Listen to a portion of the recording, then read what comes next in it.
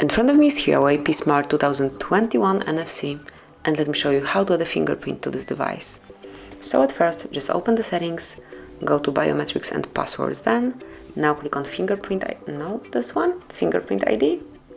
And at first you need to provide some lock screen that will be the backup to your fingerprint. So it's going to be 147369. Then re-enter it to confirm.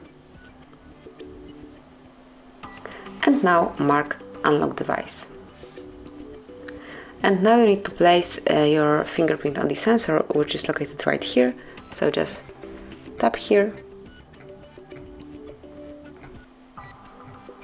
until it is fully added. So patiently tap on it to add all the edges. And that's it. As you can see, it has been done. You can rename this fingerprint. Tap on OK and it has been changed.